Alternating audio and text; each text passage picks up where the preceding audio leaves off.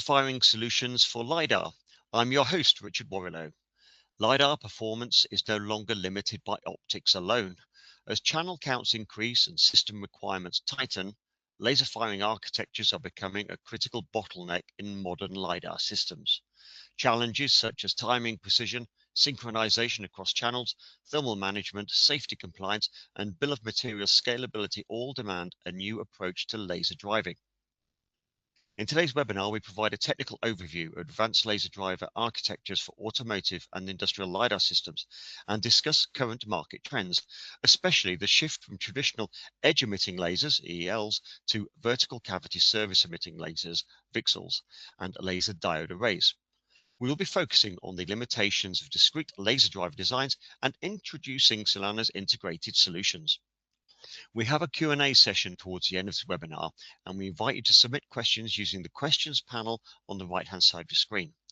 But if your question is related to a particular slide, please start your question with the slide number in case we need to refer to it. Thank you.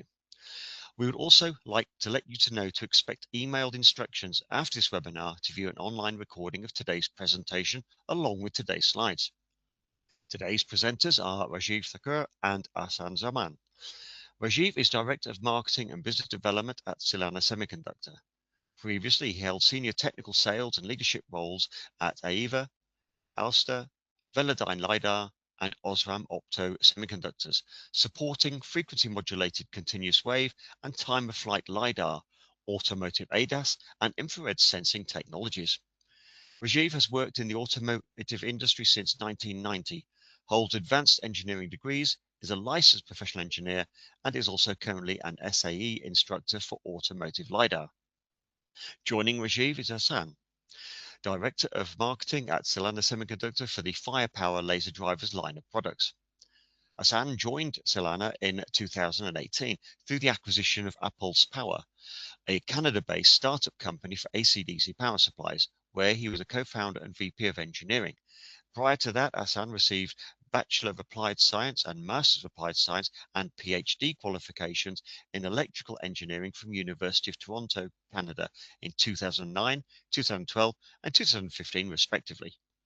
He has more than a decade of experience in power converter architectures, mixed signal IC design, low volume and high power efficiency power management solutions for portable electronic devices, and advanced control methods for high frequency switch mode power supplies. Hello, Rajiv and Ahsan. Thank you for joining us today. It's greatly appreciated. So, Rajiv, perhaps you could give us an introduction, please. Yeah, thank you, Richard. That was a nice, kind introduction. So, hello, everyone. Thank you for joining this webinar today, titled Laser Firing Solutions for LiDAR. I'm Rajiv Thakur, and I'm here with my colleague Ahsan Zaman. So, the content for today's webinar will provide an overview of the LiDAR market, the laser and detector trends we see, and the pain points in the industry. We'll look at laser firing challenges, look at single VCSEL and edge-emitting laser firing with Solana's SL2001 ASIC, look at pulse performance, timing control, and efficiency advantages of using these integrated solutions, and then look at how different laser firing architectures for high channel counts can be used with the Solana products.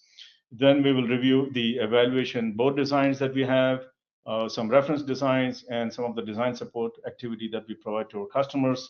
And then we'll wrap it up with some key takeaways and have a live Q&A session. So starting off with the overview of the LiDAR market, laser and detector trends, and the pain points. So as you know, automotive LiDAR is primarily segmented into time-of-flight LiDAR and FMCW LiDAR. And time-of-flight LiDAR, I believe, dominates the market share currently, and I would estimate over 90% of the sales is for time-of-flight. FMCW LiDAR is definitely fast maturing. We have a few key players, and there are some very interesting things about it, which is why it is gaining market share. And I'm going to try to explain the key differences here with these figures that I have. So on the left-hand side, you can see the time-of-flight LiDAR. Here we are using a pulsed laser, typically 905 or 840 or 940 nanometer wavelength. And you basically send the laser beam through a lens into the field of view. It goes out and hits the objects in the field of view. gets reflected back through a lens into a detector array. And depending on which part of the detector array the beam falls in, you know where in the field of view the target is. And then based on the time that it takes for the beam to go and hit the target and come back, you know the distance of the target from the LiDAR itself. It's, as you know, it's a very mature firing and detection technology in the market, and the price is rapidly falling for this, well below $500. And then on the right-hand side, we have FMCW LiDAR. Basically, this is now using a continuous laser beam, typically 1550 nanometer, a coherent laser. What a coherent laser basically means is that the laser beam does not break up throughout the length of its travel to and from 500 meters or whatever range. So you take a continuous laser beam, and then we use a mirror and split it up into, it's called chirping, where you're varying the wavelengths very slowly or changing the frequency, if you will. And then one part of the chirp usually goes out into the field of view, and the other part is retained internally. And the part which is going out goes and hits a target, and it comes back again. And then it is mixed with the original wave internally. So you're optically mixing these two beams. And then from this, what you get is something called a beat frequency of this mixed wave. And this beat frequency essentially tells you how much the phase has shifted of the beam since it went out into the target. And based on this beat frequency, you know what is the distance of the target from the LiDAR. And then if the target itself is moving, then you get a shift in the beat frequency with which you get the velocity. So that is the key advantage of FMCW LiDAR, is that not only you get the range, you get the velocity, and you know where exactly it is. And having this velocity allows you to very quickly use it in perception to detect moving objects versus not moving objects, and do a good job of perception efficiently.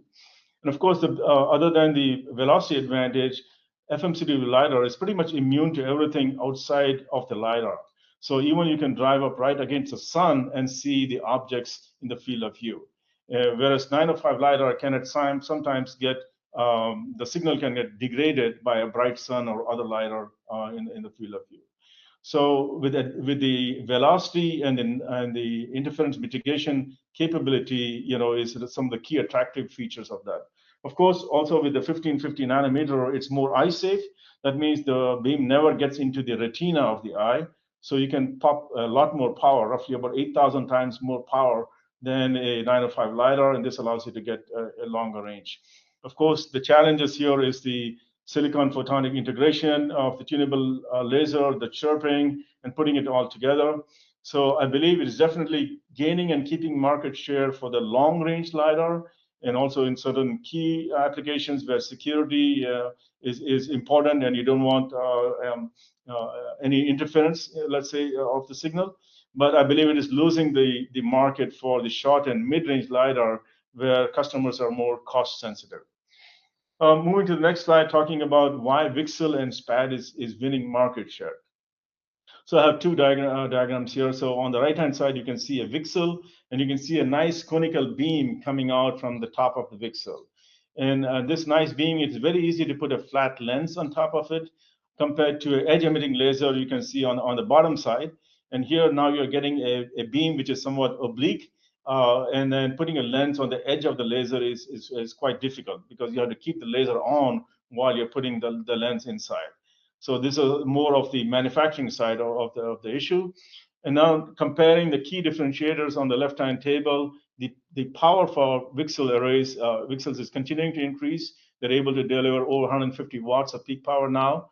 One of the biggest advantages is a low wavelength shift, only 10% of what you get with 905.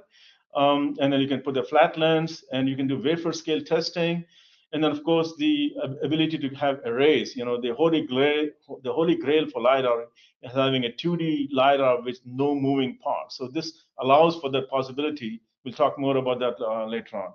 And of course, automotive qualification. At this point, I think they are both fairly mature of getting automotive qualified edge-emitting lasers and VCSELs into the market. And then some of the other things which is happening in this trend is that the sensitivity of SPADs and SIPN continue to mature and get higher and higher, while at the same time the peak power for VCSELs is also rising. So you have this nice cocktail where while the sensitivity is increasing, you got the power going, so you need less and less power to reach a higher range over time. So that's a nice trend going on the VCSEL, along with the manufacturing advantages. And of course, because it has a very small line width, plus or minus 10 or even plus or minus 5 at times nanometer, then you can have a very good signal to noise ratio, because you can put a optical filter on it and get a better signal on that side. We already talked about the lens and how all of these issues are essentially allowing the cost of the LiDAR to come down and moving towards this non-scanning technology for the LiDAR. This is the key thing why we have VCSELs gaining more and more market share in the market. So now to put this all together in this slide, so we started off on the left-hand side with essentially these mechanically spinning LiDAR, where you have single dies of lasers and detectors which are lined up, and you're spinning them, which is how Velodyne LiDAR started off with. And then, and then we move from there to now having an array of edge-emitting lasers and an array of detectors. Again, they are still spinning. And from there, now we are moving towards an array of VCSELs and an array of SPAD, which is kind of how Ouster is and other players in the market. And then in terms of the scanning mechanisms, we went from mechanical scanning to a MEMS scanning. So you have MEMS mirror or galvanometers are some of the two devices used for scanning. With MEMS, as you know, it's heat limited, and also the size of the mirror is small, so you can have optical losses when you're trying to get the beam out of the LiDAR. And same thing with galvanometers, you can have a limited field of view. You can use multiple mirrors for doing the 2D scanning, but when you're doing 2D scanning, then your frame rate gets limited. So that's also an issue there. The best option seems to be to use a 1D scan with a MEMS or a galvanometer, and then have a polygon mirror for the other side. So that way you get both the azimuth, you get both the vertical side and the horizontal side for your scan. And of course, you still need over 100 watts per channel for these time-of-flight LiDARs.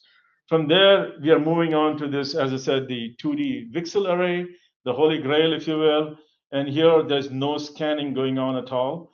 And you are turning on different parts of the 2D VCSEL on and off at different times. And then you're catching them with your SPAD array.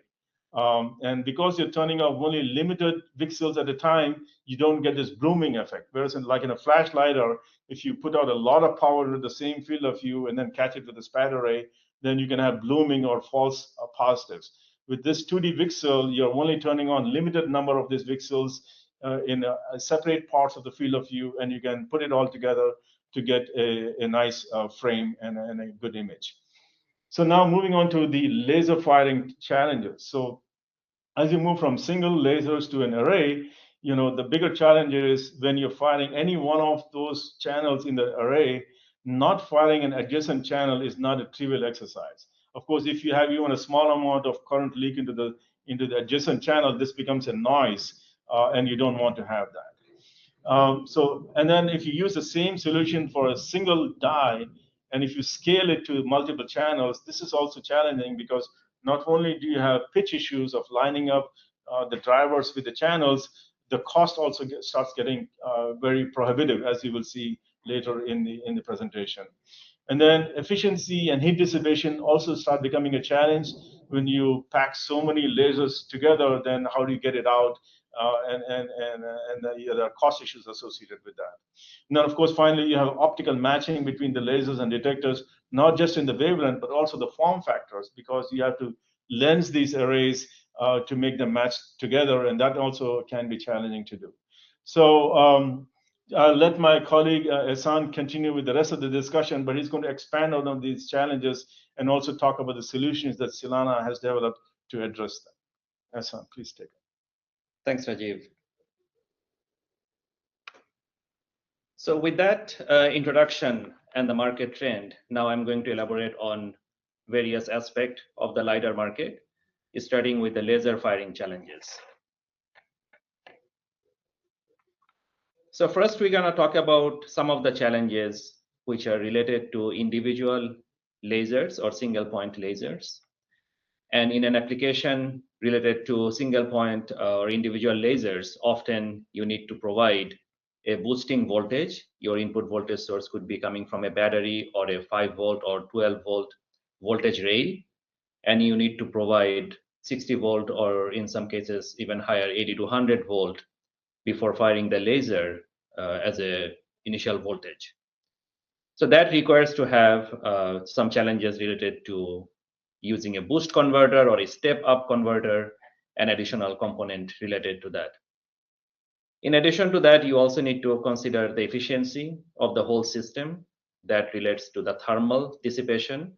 Most of the losses in the LiDAR system are going to be dissipated as thermal, creating some challenges, as we will see in terms of temperature and heat sink for thermal mitigation or management technique.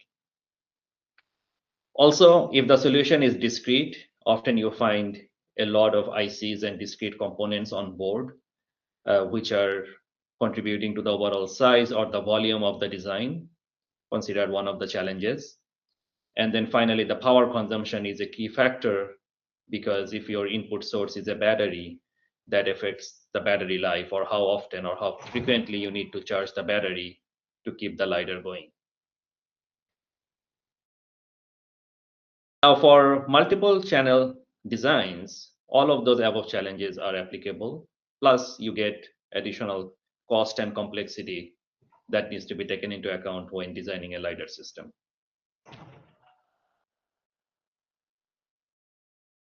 So continuing our discussion on the challenges, let's talk about some of the challenges that is specifically related to long-range LiDAR.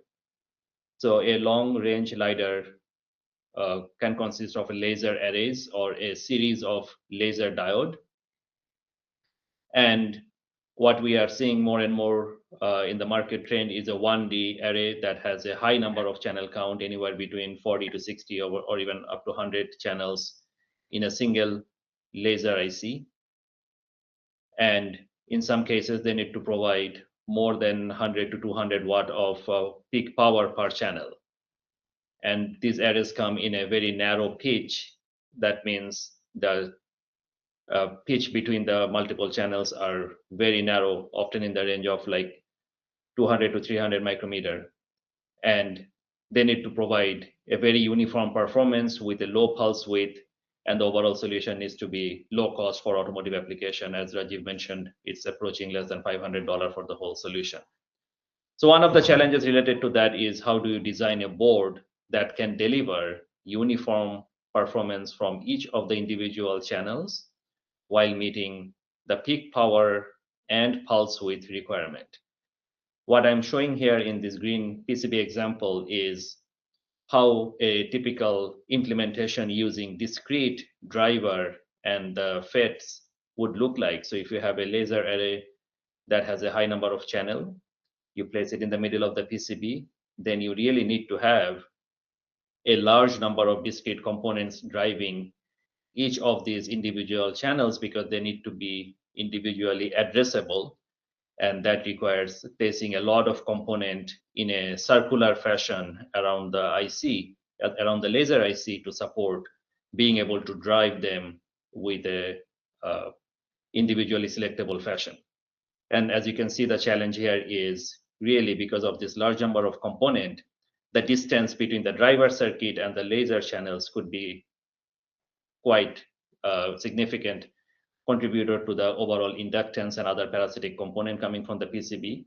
And really the challenge here is, how do you ensure that your peak power and pulse width is going to be uniform throughout the IC of this laser array, and you can provide a uniform performance.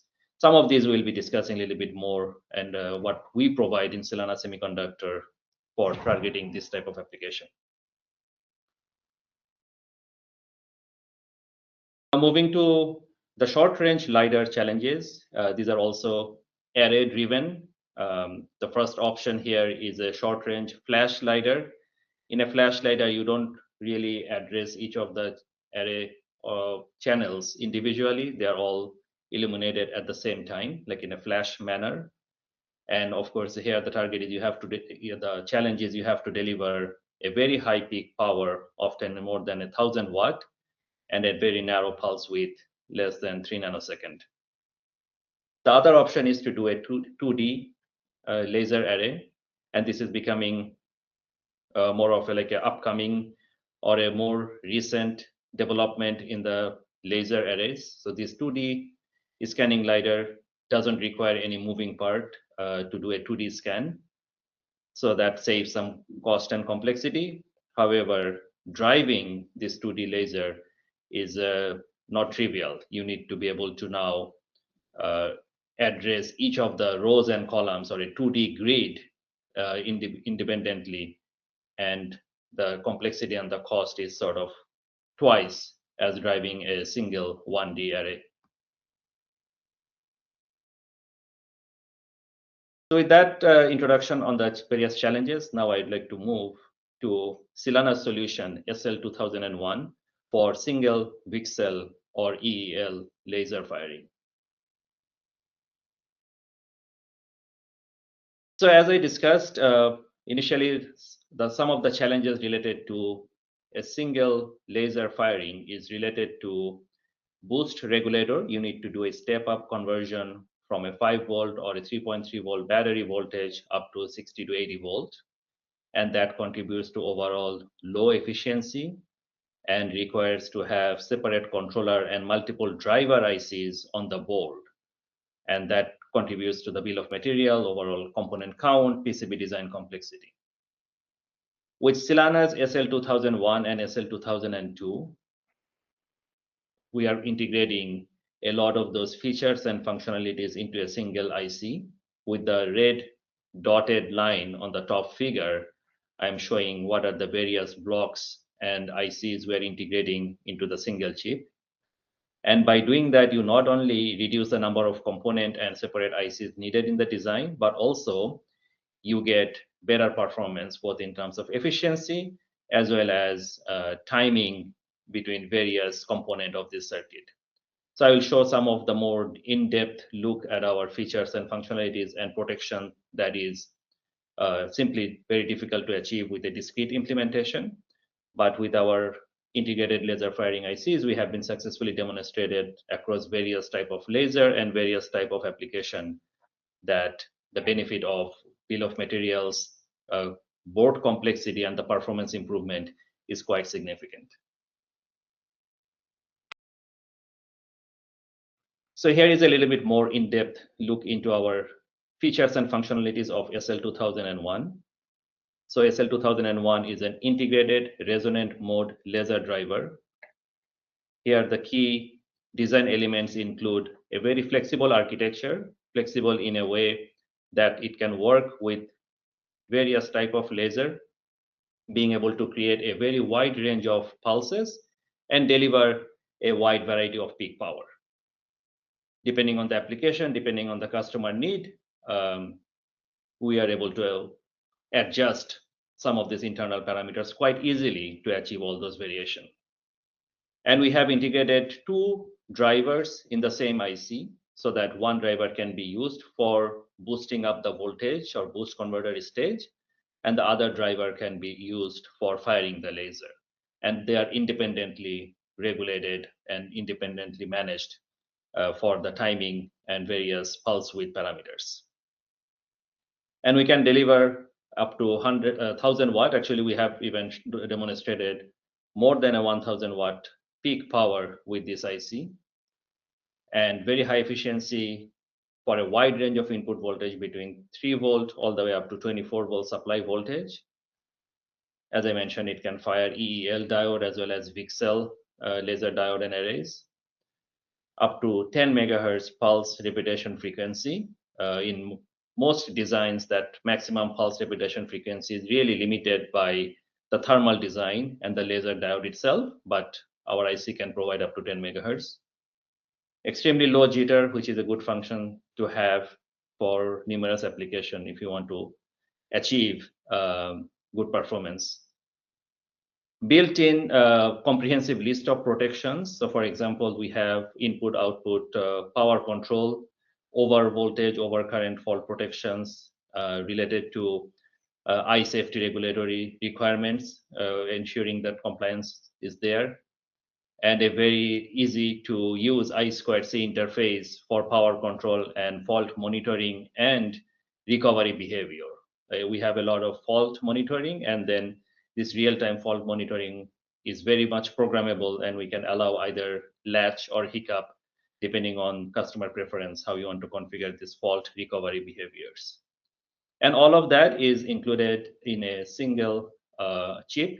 It's a 1 millimeter by 3.5 millimeter super small package that really enables designing laser firing module with a high peak power, high efficiency in a very small form factor.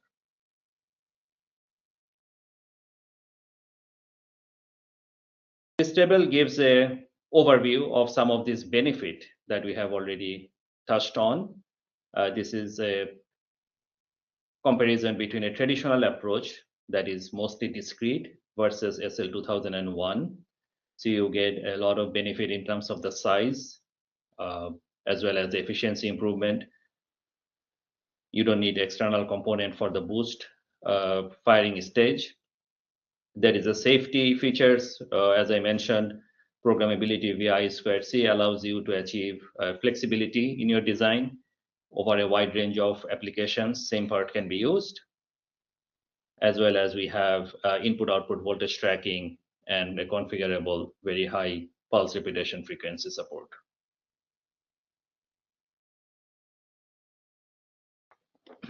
Now to do a little bit more demonstration of what we are achieving in terms of pulse performance, timing precision, and what are the efficiency advantages enables us to achieve.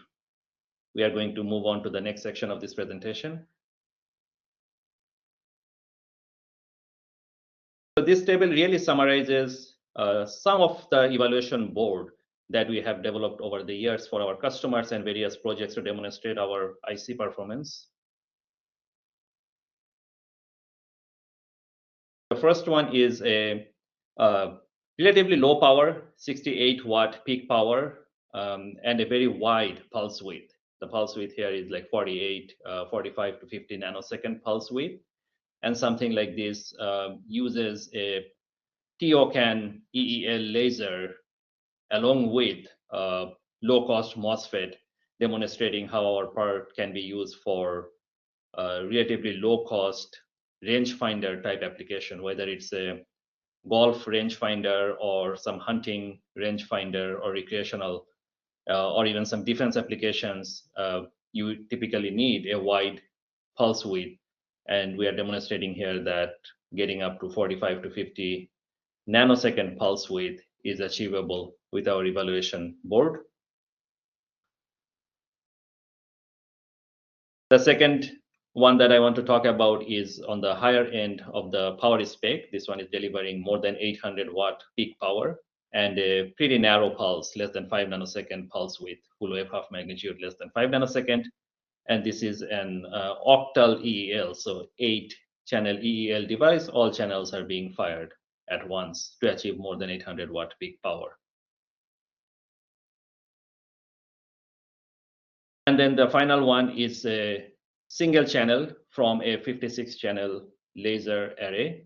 And here we are demonstrating that if needed, we can provide even a less than a nanosecond pulse width. So this one is showing about 600 picosecond pulse width and delivering 150 watt, more than 150 watt from a single channel and a very clean looking waveform.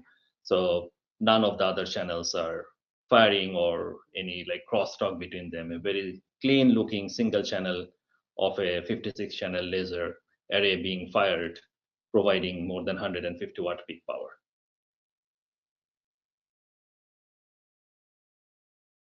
Now to talk about the efficiency, why it matters, and why do we care about efficiency improvement, I want to first show you some of the contributor to the overall losses in the system for a discrete implementation.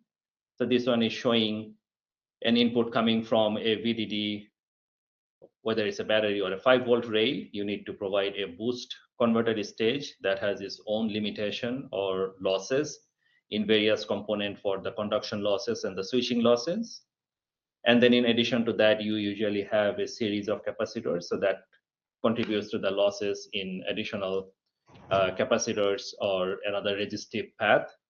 And then finally, you have loss related to delivering that stored energy in a capacitor to the laser through the firing FET, as well as the laser efficiency contributes to power losses in the laser as well.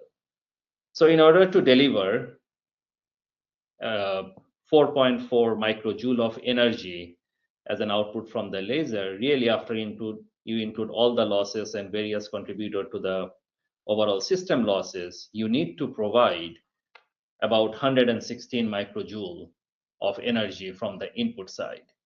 So that is, although like the biggest contributor here is typically coming from the laser itself, however, various stages of energy conversion, as well as transferring that energy from the input battery all the way to the energy storage capacitor, there is a significant loss throughout these stages. And overall, for a 10 kilohertz pulse repetition frequency design, this energy would mean you are losing more than a watt of power loss in this circuit. That means now in order to deal with that energy loss or the power loss, which is coming as a form of heat dissipation, you need to have PCB area to distribute that loss, as well as you need to have heat sink that contributes to the overall size and volume of the system. And if it is a battery powered design, then you lose battery life. Whereas with our SL2001 and SL2002 designs, with the elimination of several energy conversion stages and being able to provide a fully resonant energy transfer, that is an inductive energy transfer between the battery to the capacitor, we are able to reduce that input energy from that more than 100 microjoule down to 70 microjoule for the same output energy of 4.4 microjoule. And that is because on that energy step up conversion stage, we have the limited losses, as well as delivering that energy to the laser from the energy storage cap, we provide a fully resonant energy transfer. So that means here, if you do that loss calculation, we are about 40% improvement in the overall efficiency or reduction in the thermal dissipation. That means for delivering the same power to the laser, now you don't need as big of a heat sink, or you don't really need as big of a PCB area to deal with this heat dissipation issue. And in general, as your system operates with lower operating temperature, that extends the life of the entire system. So it improves the operating life of your design. Now, how does that thermal dissipation look in real life? Here is a off-the-shelf, readily available or commercially available LiDAR design that shows like when operating for a fair amount of time, more than 10-20 minutes, really there is a lot of heat dissipation, and you need to have a large heat sink where the surface temperature can reach up to 72 degrees Celsius at the hottest spot of the heat sink. And this is just the heat sink temperature. That means internally you have components and ICs running at a much higher junction temperatures. So this reduced or limited efficiency coming from the power losses resulting in thermal dissipation requires you to have large heat sink, and that's why a lot of the LiDARs comes with wraparound heat sink or a very extensive heat sink design just to deal with that heat dissipation. In Silana, we have gained over the years pretty extensive knowledge about thermal management, our background being in the power conversion, as well as now in the LiDAR circuit designs. We have done several type of heat mitigation or power dissipation designs. So for example, if this is a PCB that has the driver circuitry and the laser in it, we have developed various types of aluminum based custom heat sink to provide thermal dissipation. We also work with our PCB partner that provides guidance on some of the advanced techniques beyond just a metal core PCB.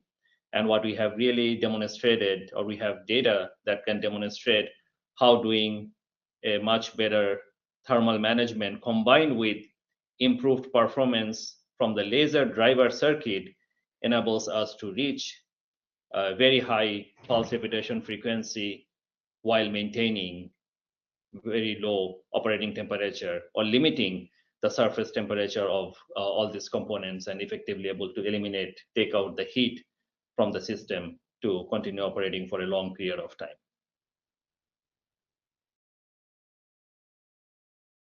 Now we'll be talking about the firing of laser arrays or high channel count, and some of the architectures, what are the challenges, and how Silana is planning on developing a couple of new products to address those challenges. So here is a design or architecture example that is going to be targeted with our upcoming product SL2120 and SL2130. So both of these products are currently being developed, but what they are is SL2120 is a 8-channel driver array. So that means there are 8 independent driver packed in the same IC. And SL2130 is a 8-channel GaN FET array. So that means there are 8 individual GaN FET packed in the same IC. So by combining these two products together, we can replace 8 driver and 8 GaN FET that you would need otherwise in your laser array system for LiDAR applications. The first architecture that we are demonstrating here is a standard resonant architecture. And in the standard resonant architecture, as many of you are already familiar with, what it does, it uses individual capacitor for each of the laser diode. And the capacitor is used to store the energy prior to firing the laser.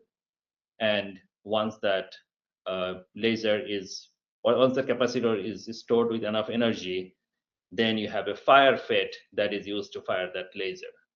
By doing that, obviously the benefit is you have a full flexibility of whether you want to fire one or multiple lasers at a time. You just pre-charge the capacitor with the energy storage, and then you fire that one or multiple of the lasers connected in a common cathode manner.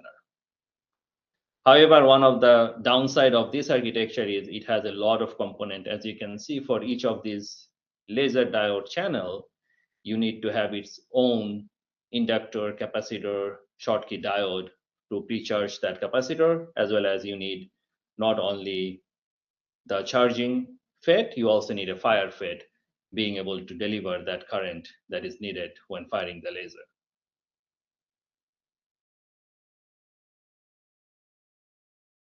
And here is another architecture that is commonly used. So the previous architecture was a common cathode laser array. This one is a common anode architecture. And in this architecture also, we are showing here how our part SL2120 and SL2130 can be used to effectively fire each of the individual channels as needed. And in a common anode architecture, you have the full flexibility. You can choose which channel to fire because all of these are common anode connected to a medium to high voltage rail. And depending on your target channel that you want to fire, you just turn on a FET that conducts a current turning on the target laser diode.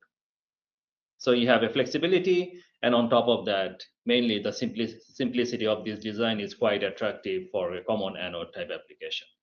However, the downside here is all these FET on the low side, they are conducting the laser diode current. They are in the path for the laser diode current. That means there is some consideration that needs to be taken into account about the RDS1 of this FET. They need to deliver, or they need to handle the full current of the laser diode.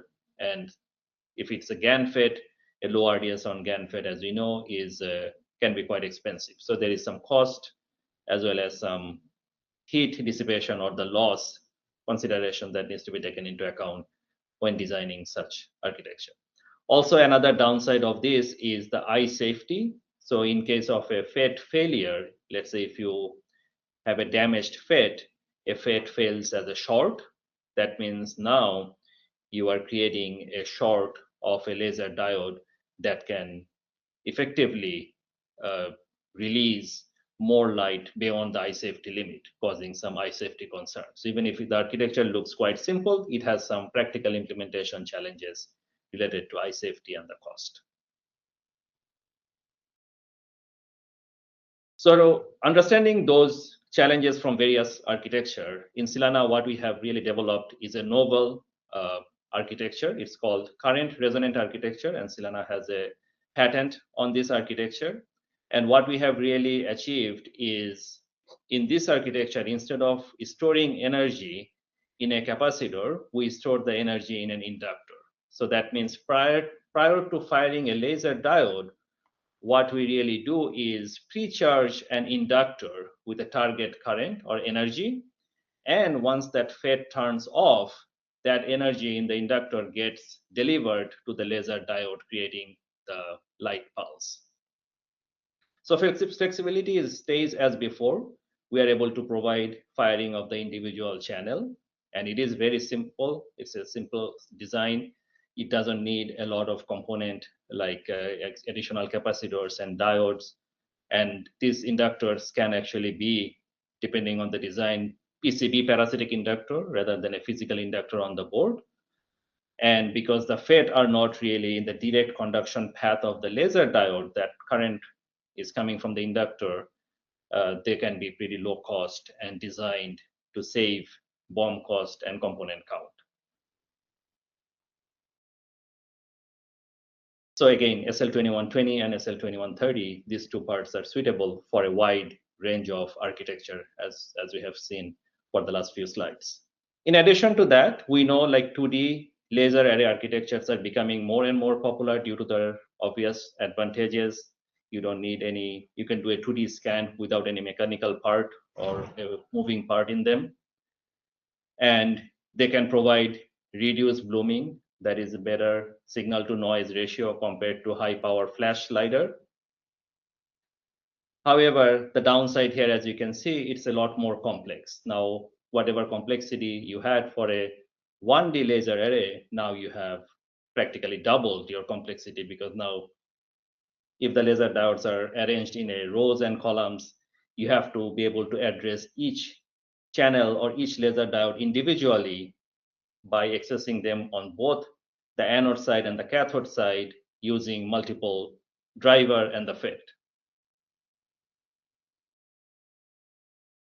So the high complexity, high component count, and hard to deliver uniform peak power pulse width for individual laser is one of the challenges here. However, here is our example that shows how SL2120 and SL2130 can be combined both on the anode side, which is typically the column, and the cathode side, which are typically the rows, in a manner so that you can individually select any number of laser diode. Also, we are in Silana, we are an innovation-driven company, so we are also continuously developing and making new solutions targeting for upcoming laser arrays, such as this 2D laser array. So we have some plan to further develop products related to this type of 2D laser array architectures. And now just want to show you an example of a 1D common cathode evaluation board that uses our current resonant architecture. And here you can see that with our SL2120 and SL2130, we can make that initially PCB that I showed you that has a lot of discrete component in a circular manner. Now you can make a much smaller, compact and tight PCB and bring it all together with a matching pitch so that the PCB can be smaller, and with our higher performance and higher efficiency, you can solve the thermal challenges as well. So we can provide a very clean looking single channel firing of any of those 56 channel that can overall result in smaller, up to 75%, cheaper solution up to 35% bill of material saving, as well as smarter, faster, and cooler solution that is useful for upcoming LiDAR target applications. Now, in addition to that, in Celana Semiconductor, we provide a comprehensive list of our documentation, evaluation board, reference design to support our customers. So I will now demonstrate some of the collaterals and support that we have developed for our customers to evaluate our part. For example, we have evaluation boards for various target power using VCSEL, EEL, and ToF laser, as well as we also have board that is using resistive load just for the evaluation purpose, and the customer can very easily swap the resistor with their preferred laser to evaluate our driving laser driving ICs. And beyond our standard evaluation board, we also provide a lot of data that we have gathered over the years by going through a lot of evaluation on the PCB side, thermal, pulse repetition frequency, characterizing our driver for various other applications as well. So for example, here is a diagram that shows how our peak power from an evaluation board varies as we increase the pulse repetition frequency. So as you increase the pulse repetition frequency, the challenge is the temperature is going to increase at higher frequencies. And if you don't have a proper thermal management on the board, that can limit how much power you are delivering. So on a system level, that is a challenge to maintain that you have a certain requirement on the peak power. So how do you ensure you are going to manage to maintain that peak power as your temperature increases? So here is an example that shows that, yes, with a proper thermal management, between 10 kilohertz to 100 kilohertz pulse repetition frequency, we can still manage very close to 800 watt or higher peak power with our design. And as I initially mentioned, our parts come with a lot of configurability and flexibility in the design. In order to showcase that for SL2001 and SL2002, we have developed our graphical user interface that can run on a computer and directly talk to our ICs on our evaluation board or customer design board through I2C interface. And we can select a lot of the internal parameters, such as the timing and the delay between the fluxing of an inductor or the charging of an inductor, delivering that power to the laser. By doing that, you can regulate your operating voltage, current, how much peak power and pulse width you are delivering ultimately from your laser. In order to take that even one step further, we have recently incorporated a simulation tool in our graphical user interface that uses a QSpice, a publicly available free software for running simulation of the electronic circuits. And by integrating that, we can demonstrate that, yes, before you do your design, this is a very quick way to validate what sort of performance you are going to achieve from your laser. So it comes with a lot of included model of various type of lasers, single channel, multiple channel, and various peak power configuration. And you can run some simulation to make sure that your selection of the component and your design choices are going to deliver your target peak power and pulse width. Finally, to help customers answering one typical question, how do you calculate the peak power of a laser? Because sometimes you just look at the average power, you know the pulse width, but it's not really a triangular wave, it's not really a square wave. So if it's a strange looking pulse, how do you even calculate the peak power and how accurate is that? What we have included in our graphical user interface to answer some of those questions is the ability to import data directly from oscilloscope. So if you have an oscilloscope and probes are connected to your signals on the board, and you have a way to detect your average power, you can save those information in a .csv file, and we allow to import those data into our graphical user interface to do those, run those math automatically and give you the peak power, full wave, half magnitude, and many other information such as energy in a pulse to let you sort of get those information without using any expensive or a complex equipment in your lab test bench. So this helps customers to get those values. So with that, I would like to give it back to Rajiv. I think we have covered a fair number of topics on the laser driver and challenges and what we are doing in Silana to address some of those. So Rajiv would like to give us, would you please give us a key takeaway from this? Yeah, thank you, Hassan. That was very informative. That's a lot of information we packed in the slides. So the key takeaways that I would like to say from this webinar is that we see time of flight LiDAR is definitely rapidly adopting VCSEL and spat array technologies, architectures for automotive applications. Integrated laser ASICs, which boost and fire the laser, have a strong value proposition over discrete solutions, as Hassan showed with some of the efficiency and size and cost calculations.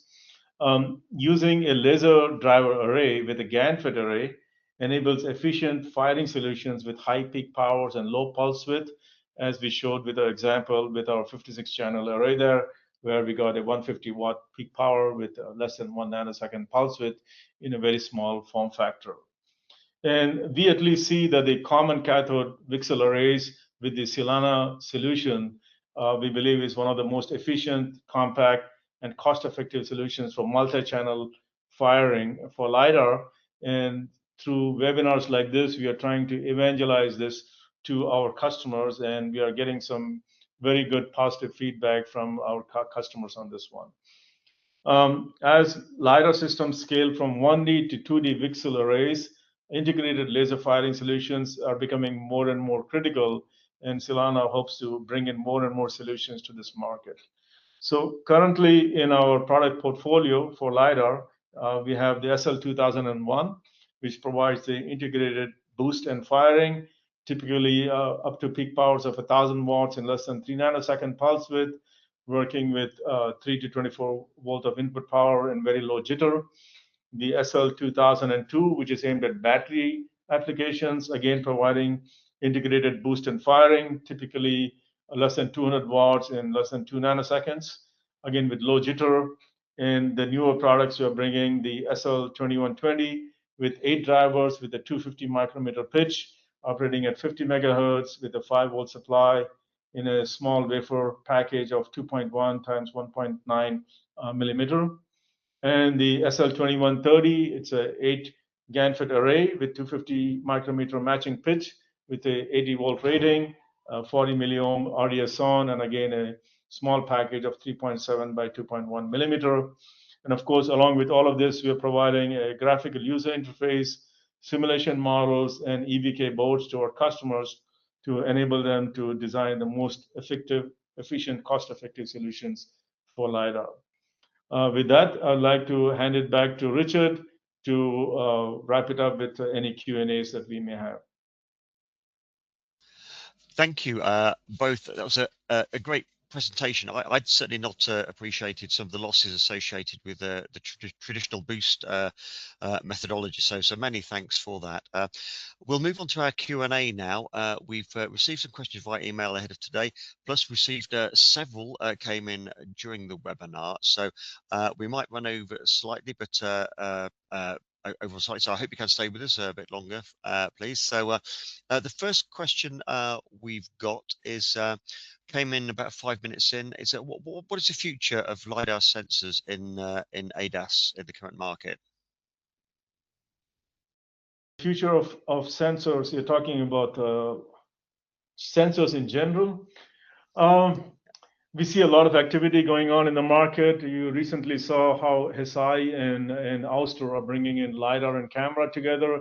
It's very interesting, but whether it can fit behind the windshield and address the cost advantages and the fact that you could have potentially single mode failure, both the LiDAR and camera fail together.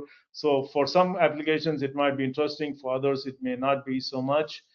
Many newer sensors, as you know, thermal cameras are also coming in. But again, the value of a thermal camera may be more effective for pedestrian automotive braking, emergency braking, than for things that LiDAR brings in along with that is, you know, you can do many other things other than just pedestrian detection. So definitely lots of innovation going on. It's a very broad question, but I will stop with that one. Okay, thank you. I think next question could be for you, Hassan. It's does using the SL 2001 have any benefits for safety? Yes, yeah. So SL 2001, as I mentioned, it has a lot of protection inherently built into it, a lot of protection features. It can look into your output power as well as various under voltage, over voltage condition. It can detect failures such as if you have a failed device like a FET failure, we can provide protection against such situations. So by doing that, we can guarantee that there is going to be eye safety requirements being fulfilled, and we can design the system to have protection against any failure mechanism that could cause into eye safety violation. Okay, thank you. And another one for you, Hassan, is the SL 2002 seems to be aimed at rangefinders operating with a small battery, and Rajiv alluded to that on the takeaway slide. But do you have any data to show energy savings as a result of SL 2002's power efficiency? Yes, we have gathered a lot of data comparing the efficiency from a commercially available rangefinder versus how much benefit we can get in the efficiency using SL 2002. And roughly in most cases, we are getting close to up to 40% reduction in losses, improving into similar amount of improvement in battery life for battery powered rangefinder applications. So up to 40% is what we have measured in our lab. Okay, thank you.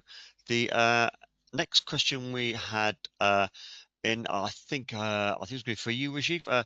Um, if the Solana current resident architecture is so efficient, why is it that more LiDAR companies are not using it? Yeah, it's a good question.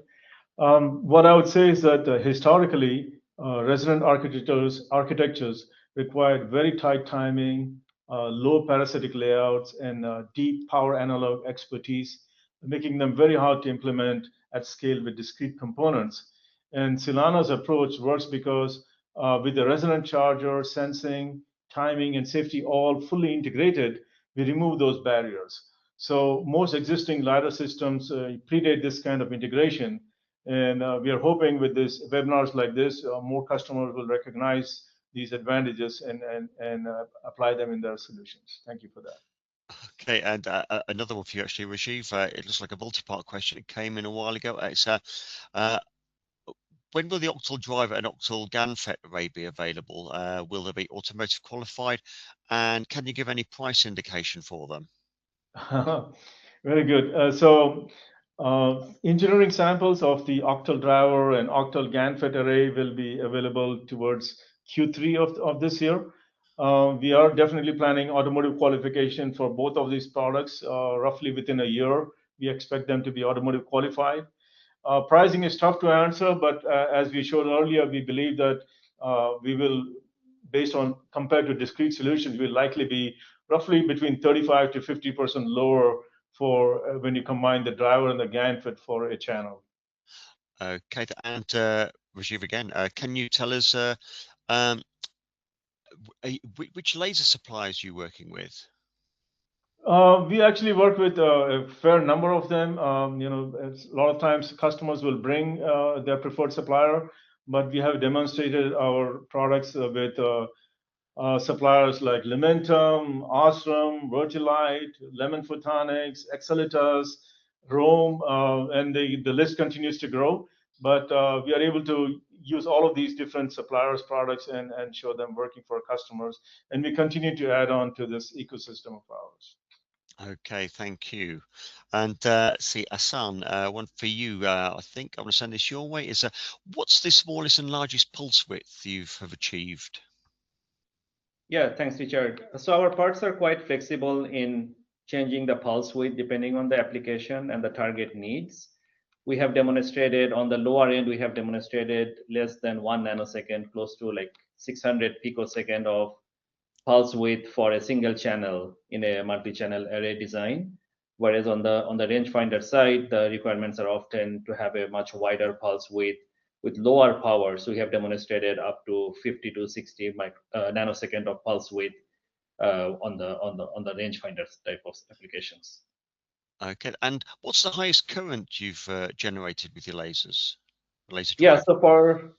so in terms of the highest current, it's really driven by the highest peak power need. So what we have demonstrated with our SL 2001, beyond like 200 amp of peak current through a laser to deliver more than 1,000 watt. Oh, excellent. Okay, and slightly, yeah, I think it's another question for you, actually. It's slightly off topic, but does Solana provide design services for using your laser drivers? Yes, absolutely. So beyond our documentation that I have talked about, that includes the datasheet, the product brief, the application note, various tools like the graphical user interface, and several data examples from our own design PCB. We also provide design support. So we actually encourage our customers to get in touch with us when designing a board. We can do a schematic review and a layout review, as well as if they're interested, we can do evaluation of their design in our lab to support them gain confidence in their system level design. So design support is we not only provide, but also, we also advertise, or we encourage our customers to get in touch with us if any design support is needed. Okay, thanks. And a question here that's taking us back to the power side of things, actually. So, what factors limit the peak power from the laser? Thanks, Richard. Yeah, so the peak power of the laser is mainly limited by the laser itself, as well as the thermal designs on the system side of things. As I mentioned, we can deliver all the way up to 10 megahertz of pulse repetition frequency, and how much peak power at a given pulse repetition frequency you can achieve depends on the laser that you select, as well as the thermal management that is needed to make sure overall the component temperature is maintained and you are able to effectively take away the dissipated heat to maintain a long life of your operating devices. Okay, thank you. I'm conscious of the fact we've overrun slightly, so I'm just going to ask one more question. It's Rajiv, does Solana provide the full laser and driver module to customers? Thank you, Richard. So primarily, Solana's primary business is the laser driver ICs itself. So typically for customers, we will help them through the board design and take it through engineering level validation. And at that point, we typically hand it over to the customer to take it for production, especially for the larger customers. We find that it is more cost effective, but we're open to providing the module if it makes business sense and the customer desires it. Okay, thank you. So, apologies if we didn't get time to ask your questions. We can follow up with you via email following this webinar, and we're going to be emailing you anyway with the details of how to access recording anyway. So it just remains for me to thank you again, Rajiv and Hassan, for your presentation. This concludes today's webinar. We really enjoyed it. And yep, as mentioned, we will be sending details on how to access the recording of it, and we will drop you emails if you've got any further questions. I've been your host, Richard Warrilow. Thank you all for joining us today, and a big thank you again to Rajiv and Hassan for such a great presentation. Thank you, everybody, and goodbye. Thank you. Thank you.